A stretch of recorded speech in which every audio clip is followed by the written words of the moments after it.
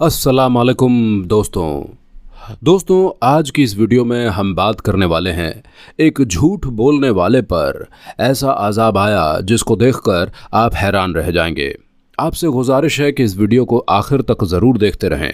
Video शुरू करने से पहले आपसे गुजारिश है इस वीडियो को लाइक ज़रूर करें और हमारे चैनल को सब्सक्राइब कर लें। तो चलिए वीडियो शुरू करते हैं।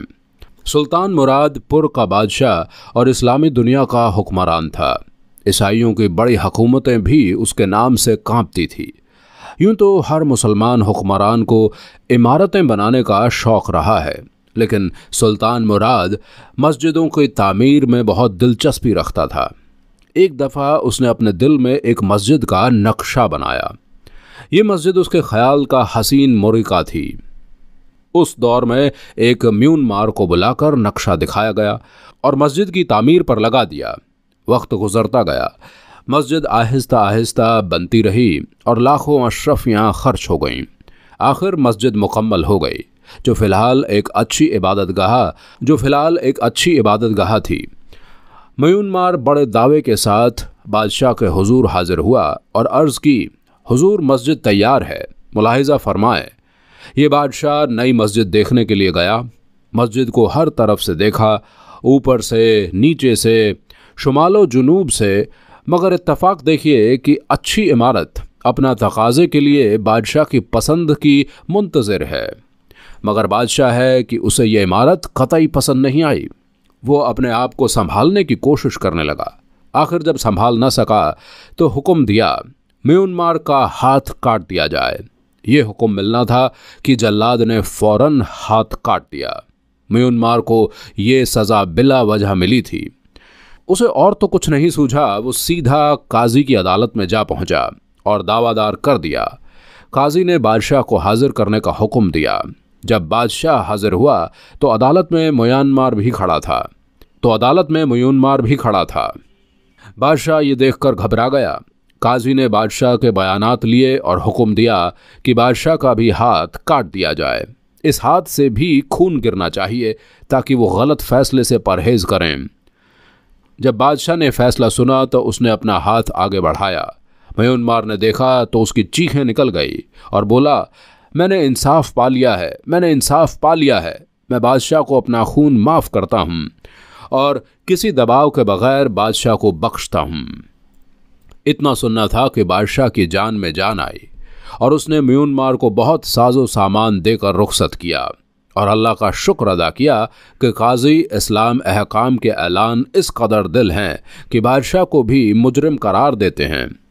दूसरा वाक़या, 2 आदमी काजी की वकालत में खड़े थे।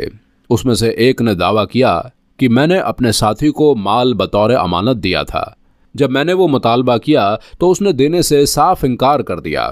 काजी ने मुद्दई अलह से इमानत के हवाले से पूछा तो उसने कहा, मैंने माल लिया ही नहीं, ये झूठ बोलकर मुझे बदनाम कर रहा है। इसके पास कोई दलील है तो पेश करे, वरना मैं कसम देने के लिए तैयार हूं। काजी ने मुद्दई से पूछा। मुद्दई ने जवाब दिया, यहां से कुछ फासले पर एक दरख्त है। हमने पहले उसके साए में बैठकर खाना खाया और फिर मैंने अपना माल इसके सुपुर्द कर दिया।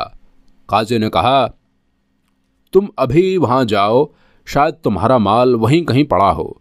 उस जगह का जायजा लेकर सीधा मेरे पास आना। वो शख्स चला गया।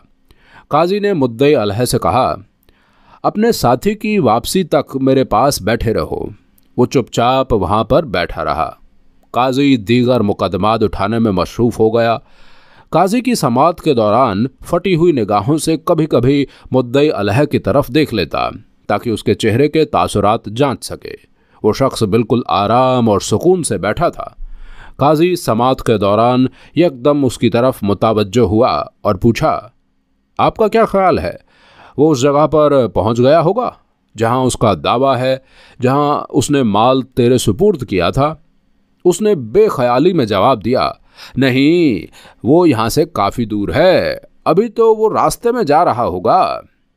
काजी ने गज़बनाक होकर कहा, कमबख्त कमीने, तू माल लेने का इनकार करता है और उस जगह का एतराफ़ भी करता है जहां तूने माल लिया था। तू खाइम झूठा है और बदनीयत है। वो अचानक ये जुमला सुनकर खौफ से कांपने लगा और उसने अपने जुर्म का इकरार कर लिया और अमानत वापस कर दी। मोहतरम अजीज़ दोस्तों, ये जहानतों के बग़ैर काजी कौन थे? ये खुदा तरल अमीरुल मोमिनीन उमर बिन अब्दुल अजीज़ का इंतखाब करदा काजी अयास बिन मुआविया थे। अयास बिन मुआविया की जहानत ज़ुबरन निस्बत थी। आपकी जहानत सुनकर ही अमीरुल मोमिनीन आपको कसरा का काजी मुकर्रर किया। लोग इल्मी और दीनी उमूर मक्के मुश्किलात के हल के लिए उनके पास आने लगे। बाज़ मालूमात के लिए और बाज़ मबाइज़ के मुद्दे पर गालिब आने के लिए आपसे इल्म नुक्ते मालूम करते। एक किसान आपकी खिदमत में हाजिर हुआ और उसने पूछा, ए अयास, क्या शराब हराम है? फरमाया कि हाँ। उसने कहा, फल और पानी को आग पर पकाया गया है। असल में ये दोनों हलाल हैं, फिर आग पर पकाने से हराम कैसे हो गए? हालांकि इनमें किसी हराम शे की आमाइश नहीं। अयास बिन मुआविया ने कहा, अगर मिट्टी की एक मुट्ठी तुझे मारूं, क्या उससे तुझे तकलीफ होगी? कहा नहीं।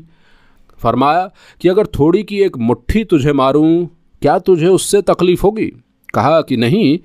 फरमाया, अगर मैं थोड़ी मिट्टी और पानी मिलाकर एक ढेला बनाऊं और फिर धूप में उसे खुश्क करके तुझे मारूं, क्या तुझे तकलीफ होगी?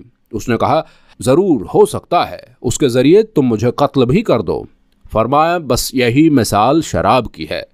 जब इज़ा को मिलाकर उसे आग की आंच दी जाती है तो उसमें नशा पैदा हो जाता है, जिसकी वजह से इसे हराम करार दिया गया है।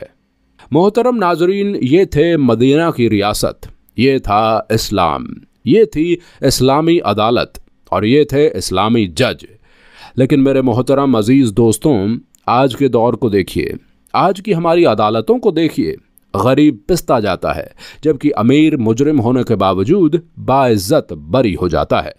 लाखों लोगों के कातिलों को बरी कर दिया जाता है क्योंकि उनके पास पैसा होता है, उनके पास ताकत होती है, जबकि गरीब दिन ब दिन इस कानून में पिसते जा रहे हैं।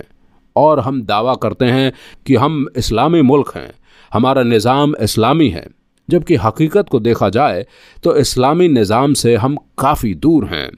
हम सिर्फ दावा ही कर सकते हैं। अल्लाह पाक हम सबको समझने और राह रास्त पर चलने की तौफीक अता फरमाए। इन्हीं लफ्ज़ों के साथ मैं इजाज़त चाहूँगा, इस उम्मीद के साथ कि सांसों ने वफा की तो अगली बार एक और वीडियो लेकर आपकी खिदमत में हाजिर होऊंगा। तब तक के लिए खुदा हाफिज।